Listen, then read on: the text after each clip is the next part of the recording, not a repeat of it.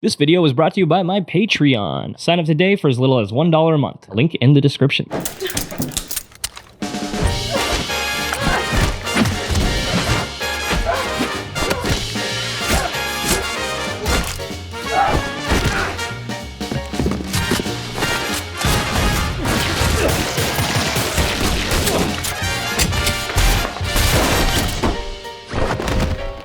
Pretty cool, right? Yes, we shot that in 48 hours. Well, technically 26 hours. The rest was editing time. Well, technically we didn't start shooting until 12 hours in, so the Richmond, Virginia 48-hour film fest, a subset of the greater 48-hour film project, is exactly what it sounds like. You and an indeterminate amount of your filmmaking friends get together to make a film in 48 hours, or less. You use all the hours. This is foreshadowing. This year was actually my first year ever leading a team. Last year I DP'd for a team, which gave me the itch to want to start my own.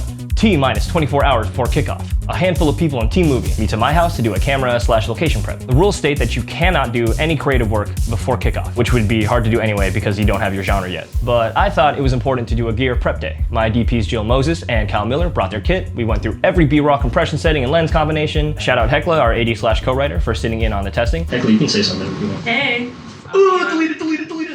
While we were doing camera testing, we had Johnnie in the basement testing all the lights we had, testing all the stands. Good thing we did that, like 5 of them were broken. Concurrently, we had art department bring over any props and costumes and set deck or anything that could fit the more out there genres we could have possibly gotten. Fantasy, sci-fi, period piece, all very art-heavy genres. That's why we were all converging here in the house I rent. 1, it's the only location I knew that we would 100% have. 2, it has a bathroom and running water and electricity. Not to flex, but on a film set, those things are actually not a given, so. And 3, with this basement, it can moonlight as the most genres. It can be a Western bar, a jail cell, a music venue, just a scary basement, or in our case, a criminal hideout. T-minus 1 hour before kickoff. Team movie meets at the kickoff point, a Buffalo Wild Wings. That was probably when I was the most anxious, the moment I was called up to draw the genre. This is also gonna sound like a joke, I promise it's not, but they had printed out pictures of celebrities, and on the back of each celebrity was the genre that you would get once you drew it. Naturally, I went with Riz Ahmed, yes, this is still real, and on the back was the genre Film de Femme. A handful of you may be wondering, what is that? You're Italian now, by the way. Basically, Film de Femme is a genre that was created by the 48. It is a film that centers around strong women characters and their experiences, relationships, etc. My mind, of course, immediately jumped to the girls with guns genre. Michelle Yeoh's films, Anita Moy's stuff, Cynthia mixed with maybe some more neo-noir stylings. La Femme Nikita, Run Lola Run, Furies. You ever seen Furies? Definitely not. It's a Vietnamese-made gun fu film. Definitely low budget, definitely worth a watch. It's insane. Basically, I saw a film noir, neo-noir aesthetic, dark characters, suits, dresses, mixed with a high-key light 80s neon lighting style with a Hong Kong-style fight scene to end it. Competition-wise, I knew it would make our film stand out. It's probably rare for a 48-hour film to try to tackle an action scene.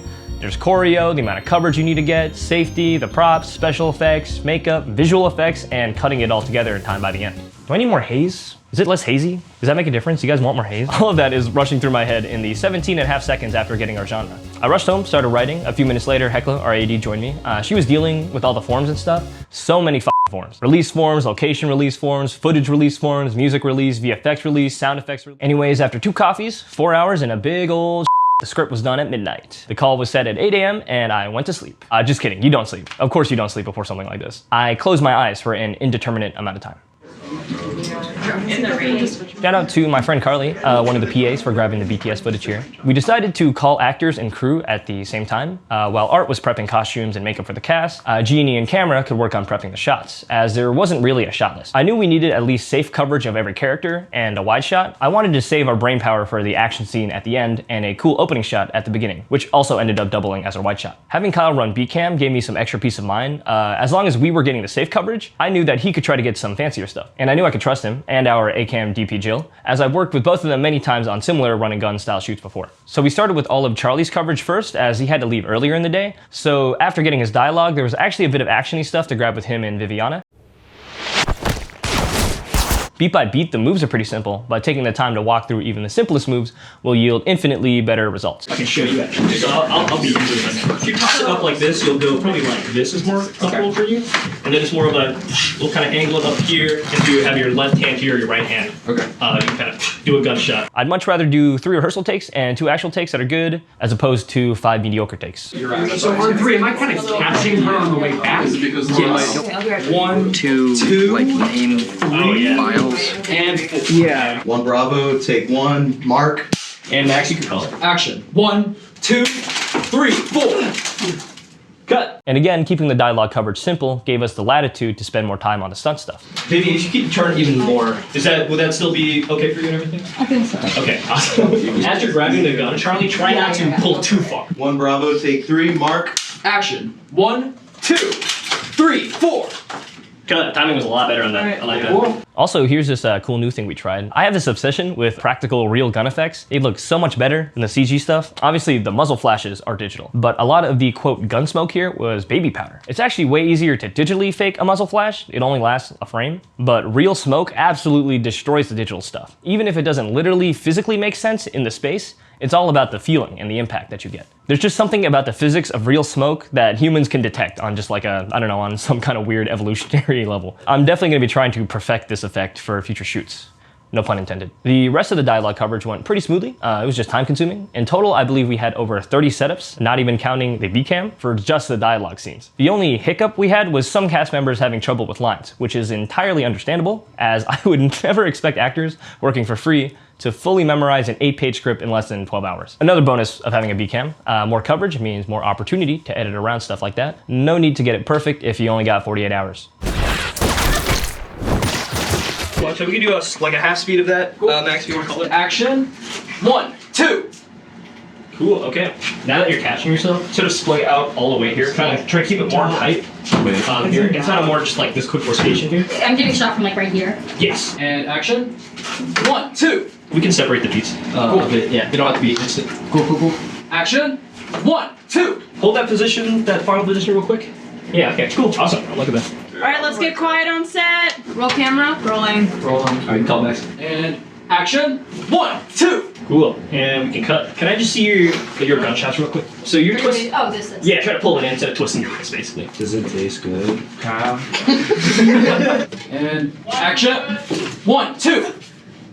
Cool, and we can cut. So the choreo process for this short was obviously very different from anything else I've ever done. No time for rehearsal, no time for storyboarding, the whole damn script was written in 4 hours. But I knew we would have one full day to shoot indoors, so we wouldn't have to worry about lighting changes. So I blocked out almost half the day just dedicated to the fight. Luckily, my buddy Max Gilmore, who has done stunt coordination for me in the past, was available, and not only does he do stunt stuff, he's acted in my stuff before. So naturally, he would be part of the cast. One less person he has to teach the stunt choreo. Theo, who was playing the assigned character, Gabby Damazio, she's Italian, also had some stage combat experience and was the most comfortable with doing stunt work. So I made sure when I was writing the script that at the end, Max and Theo's characters would end up fighting each other. You can see here that I literally just wrote, "Whoa, cool Max choreo hand-to-hand fight here." I specified hand-to-hand specifically because 1, Hong Kong influence, 2, it's a fight between 2 people that I wanted to last a little bit longer than like a quick gun fu style kind of thing. And 3, Max is really good at coordinating hand-to-hand combat stuff, so I knew I would be playing to his strengths. The night before, when I finished the script, I told Max that by the end of the shootout, Theo's character is on the floor, your character is on the floor, and both your guns are empty, and at some point, 2 more people come in and get shot, and it had to end with Theo being the last one standing. The rest, we had to figure out on set.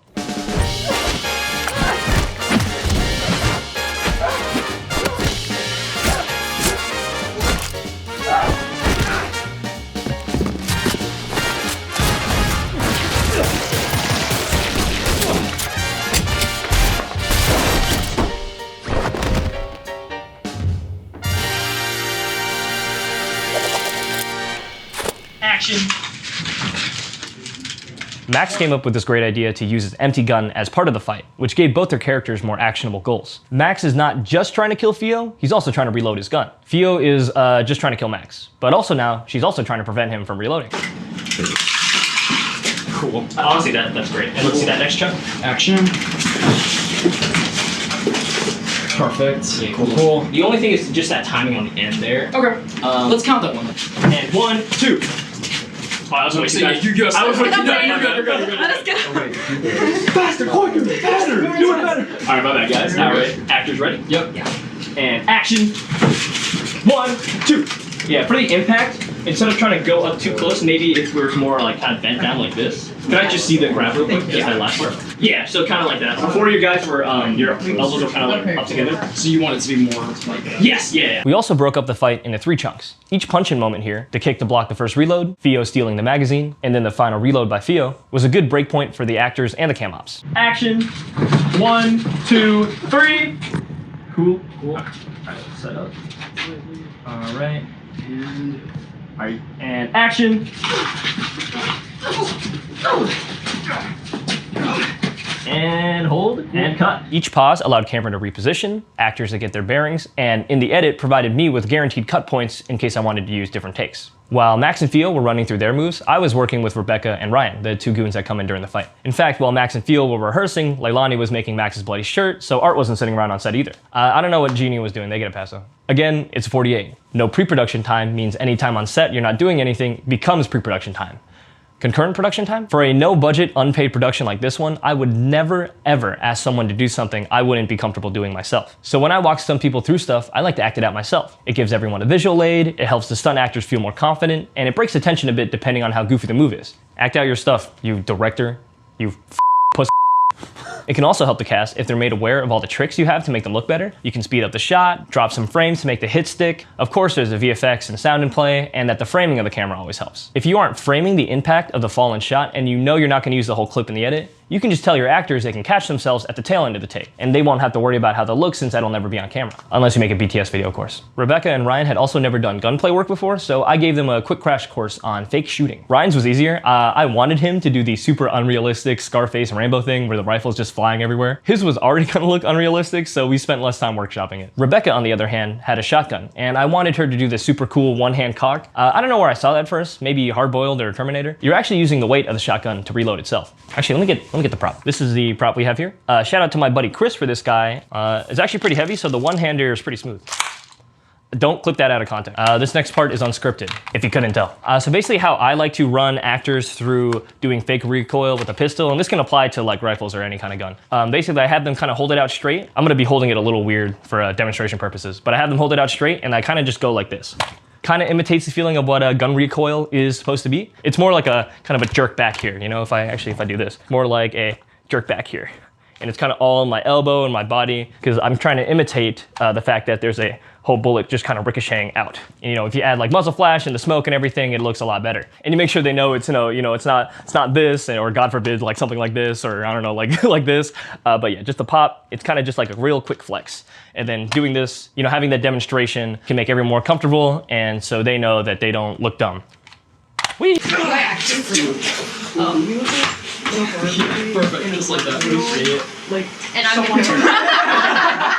I was thinking that you actually stay. Oh wait, no, I know exactly. So I wanted to kind of feel to like reload in front of you as you're like, boom. I like that. Yeah. Oh, okay. As you're getting shot. So I can even, when I'm getting shot, I can bring this arm around like this, and you can just grab onto it. I had the idea of having Max get shot to bits here while Theo simultaneously finishes the reload. I love moments like this in scenes where the protagonist uses the goons against each other. It's brutal, it's over the top, makes the scene feel more dynamic and interconnected, and goes along with the domino effect type action that I mentioned in the earlier video. For Theo's 1, 2, 3 here at the end, it was the same concept with the recoil. This prop gun here is actually all metal. That's another thing, the weight really helps with the realism. It'll just feel right on camera if it feels good to the actors. It's like that old saying with actors and empty briefcases. Right from there, Theo, we'll have you do like a nice 1, 2, 3. When Max goes down, you go grab, bang, bang, bang. So it'll be a bang, 1, 2, 3. It's all in the kind of the mostly the footwork here, so it'll be back and then a turn.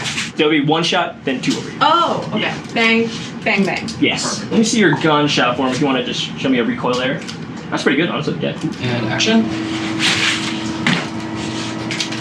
Awesome, cool. That was great. For this to look right, as the great Jackie Chan once said, it's all in the footwork. When we're fighting, you can see the toes. Every position, you must have the nice toes. After fighting, bah, bah, bah, bah, no matter how you fight, bah, bah, pum, even pum. Those kind of position is very important. It's more difficult than the modern day fight. These kind of things. It also helps if you nail the starting poses and the end poses. That's a super important thing for me in general, just cool, recognizable shapes and silhouettes. Also, I don't know if this is actually realistic. It looks great and sounds good on camera, and that's all that actually matters. And if you're wondering, I've never actually shot a real gun before. I just watch a lot of movies and play a lot of video games. All this knowledge is through osmosis. And of course, finally, for all of this, Before going full speed, you start slow. Even if I felt like we were on a time crunch, even if it's a 48-hour film, even if we only had an hour to film. If you are shooting action, you run it slow. Action. 1, 2, 3, 4, up, down. Even if your actors and crew think they're already comfortable, always start slow and with a rehearsal. Even if it's not just for safety, there's always something you'll miss. A weird framing moment, something in the shot, a mismatched arm motion, prop failure. It'll be way easier to catch as a director if you start slow first. And always make sure your actors are ready before you call action. Actors ready?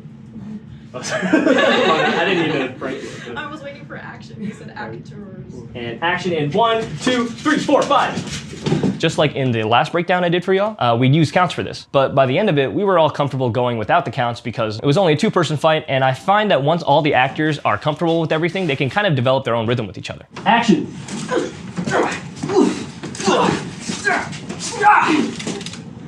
Cut! How's that? But, I conflate it with how a professional jazz band improvising with each other doesn't need a metronome. You know, they kind of just feel the groove with each other, I assume. Also, once again, shout out to Jill and Kyle for all the fight stuff. We went all handheld for speed and flexibility, and they nailed it. It really is like a dance, because like in a good fight, good handheld operation is a lot in the footwork, how you structure yourself, etc.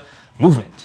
I don't know why I did that. The very last thing we shot on the day was all the first-person stuff. The required prop in the film was a camera, and lo and behold, I have this tiny little pocket camera thing called the Insta360 Go-To Pocket. These Chinese brand names are hilarious. To get the first-person perspective, we gaff taped it to a pair of cheap sunglasses. I know that Fio knows she looks cool as with these on. And at that point, Fio's eyes, or more specifically their head, becomes the cam up, and Jill was able to monitor the shot using the phone app. Of course, there's the hardcore Henry inspo in this. I actually did something similar for this in a previous short. I might break down one of these days. But that was done with like a GoPro Hero 4 and some horribly shitty chest mount. Surprisingly, this setup was much more sound. Yay, technology. The dive was surprisingly simple. We nailed that in one take. Action. Oh, the delay is such a great reveal. Oh, and cut. Tail. Oh, did we done? Let's do it one more time, guys. One more time. Yeah, some fucking bozo on the shot. 2 takes. Also, tail slating this was hilarious. Bo, our second AC, had to bring the slate up to Fio's face. And that was a wrap. Guys, I just want to say thank you guys so much for coming, for doing this with me. It was incredible. Everything turned out so great. You can see it at about 12 frames per second over there in the corner. On the computer, transcoding. Yeah, I'm pretty much speechless. I'm gonna kind of loop the hours right now because I didn't know what time it is. Hecla, Brachios, 1 second. amazing work. 1, 2, 3, team movie! So yeah, that was the shooting process of doing the 48. It was super fun. Highly recommend doing it. Even if you're not a filmmaker whatsoever, you've never done anything like that. I think just throwing yourselves into the fire with a group of your friends, and as long as you have a good attitude about it and you're not taking it too seriously, I think it can be super fun. You're gonna be surprised how much you can accomplish in such a little amount of time. I wanted to do a whole section on editing, but I think I'm just gonna save that for a separate video. And also, I think I said that in the previous breakdown video. A lot of that stuff will carry over between my different films. So I think I'll just make that one video. And then I think sound design, that's also gonna be its own thing because I spent so much time in the sound design for this. Sorry about the delay. I wanted to let you guys know that I'm probably gonna be moving to doing just monthly videos for a little bit because recently I got a full-time editing job. I'm not gonna say who it's for yet. I might announce it someday. I kind of like the mystery of it right now. It's for a YouTuber because, you know, that really nails it down. I'm also casting for a new short right now. By the time this video comes up, that's definitely, submissions have closed, sorry. Follow me on Instagram for all my casting stuff. I'm still editing a short that I shot last year. Oh my God, was that October? Holy shit. I have so much to do. Yeah, I just have a lot of plans for more films, more breakdowns. I think that's what I'm gonna be focusing in on because, yeah, the last one got a ton of views, more than the actual film. Guys, please go watch that.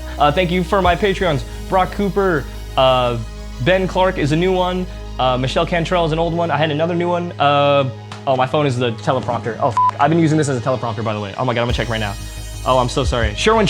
Hey guys, this is just a voiceover now because I filled up the card on my camera. Patreon.com/AndrewChi Nguyen. If you want to support my stuff, go there. There's gonna be a lot less bonus content now just because there's gonna be a lot less content coming out in general because, you know, I have a full-time job and I still aren't doing YouTube full-time yet. Totally understand if you don't want to sign up for the Patreon. It's just a direct way to support me, not really for any extra content. But there will be some bonus stuff in the coming months, just over time building up on there, if that makes sense. But yes, if you like to support me directly, Patreon, that's the easiest way, or like this video. Subscribe, blah, blah, you knew that, blah, blah.